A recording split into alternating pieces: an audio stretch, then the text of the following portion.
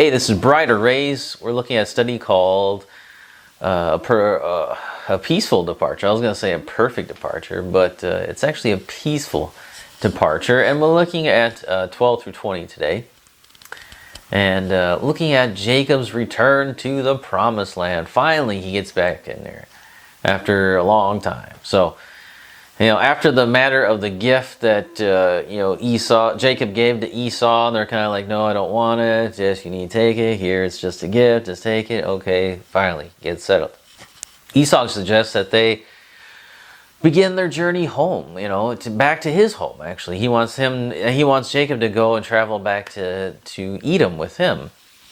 And he says, he'll accompany Jacob and his household. He'll go with him as an escort. And Jacob refuses Esau's offer by saying, that if he tries to drive the animals and his family to keep up with Esau and his 400 men, it'll be too hard for them. And he'll lose his flocks. They'll die on the way. So Jacob also doesn't expect Esau and his men to continue at his slow pace. And says that they just, should just pass on in front of him, and he will meet him in Seir, in Edom. Now, we don't know why Jacob said he would go to Esau and Seir, but the fact remains that it's never recorded in Scripture. So if it happened, it was never recorded in the Bible, if it did happen. And it could have happened, could have, definitely, just wasn't recorded in the Bible. Is it probable? Sure. I mean, he could have left all of his family, went down there and visited for a while and came back. He could have done that too. So it's not...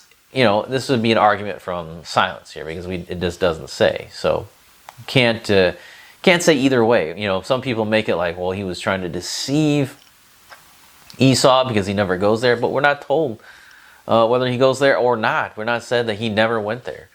The Bible just doesn't record it.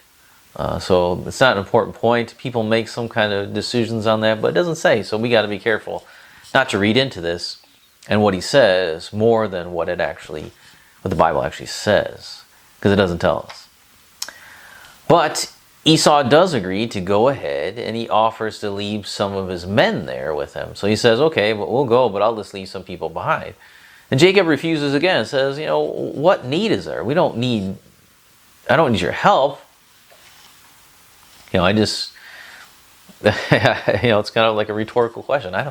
What need is there? I don't have help. I'm just going to go slow, that's all. So Jacob says he doesn't need anything except for finding favor in his eyes. That's all he wants. Jacob is content with Esau's grace. He's like, I'm good, man. So on that day, Esau takes all of his men and they make their way back home to Seir, to Edom. And Jacob, however, does not head towards Seir. He doesn't take all of his family, head right there. But he does turn in the opposite direction, takes them further away. He comes to a place and builds himself a house and made some booths for his livestock. And this place came to be known as Succoth, or booths. You may have heard this word before if you have some friends that are Jewish, if you're up on Jewish festivals, because in the fall, that's when Jewish people celebrate Succoth, or the Feast of Booths. Or sometimes, depending on which translation of the Bible you're reading, the Feast of Tabernacles.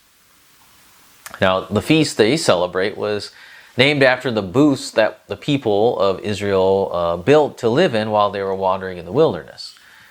So, Jacob builds a home for himself, and he builds these booths, these Sukkoths, and on the east side of the Jordan River. So he hasn't gone on the west side, which would be into the land of Canaan. So he's still outside the land of Canaan proper.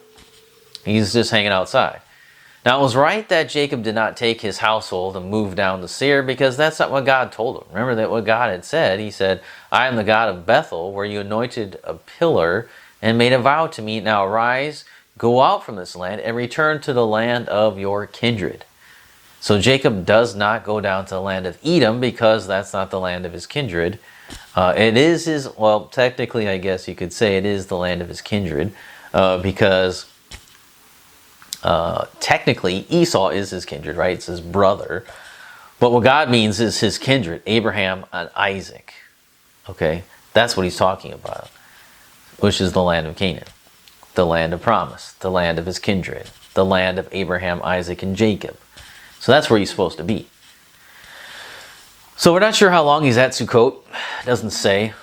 And some time passes here between Succoth and Shechem, and then the story in chapter 34. So there is time that passes because his children are growing up, and by the time you get to 34, they're at least young men, young women, and young woman in the story. So, but that's the next part. The chapter ends with Jacob making his way safely to the city of Shechem. So he moves in there. Shechem is in the land of Canaan. It's about a day's journey from Bethel. And Jacob approaches the sons of Hamor who live in the city of Shechem. And Hamor is Shechem's father. So the city is named after this guy. And he buys a piece of land on which to pitch his tent. So he says, outside the city, outside the town here, I would like to buy some land and pitch my tent on, though, the thing about it, Jacob is the rightful owner of the land, really, by divine fiat. God has declared that this is Jacob's land. But Jacob still pays for the use of the land, and he tries to avoid any conflict with the people living there. This is kind of also a foreshadowing of what is to come. This is really completely upended by Simeon and Levi in chapter 34, because that's a train wreck. So all what Jacob's doing here is actually destroyed by his sons. So on this piece of land, Jacob builds an altar here, and he calls it Elohi Israel, or God, the God of Israel. Remember the vow that Jacob made. He said, if God will be with me and will keep me in this way that I go, and will give me bread to eat and clothing to wear, so that I come again to my father's house in peace, then the Lord shall be my God.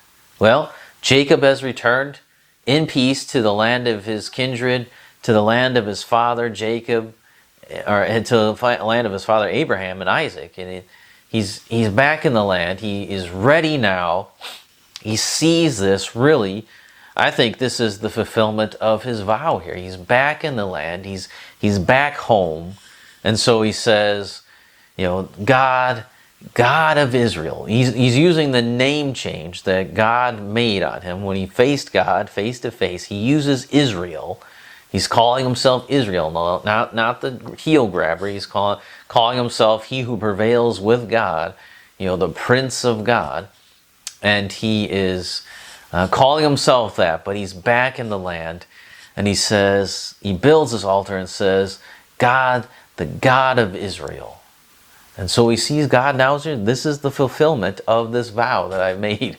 You are my God. I'm building an altar to you. You are my God. So it's come full circle now. And come back next time. We'll look at the conclusion to our study on this chapter.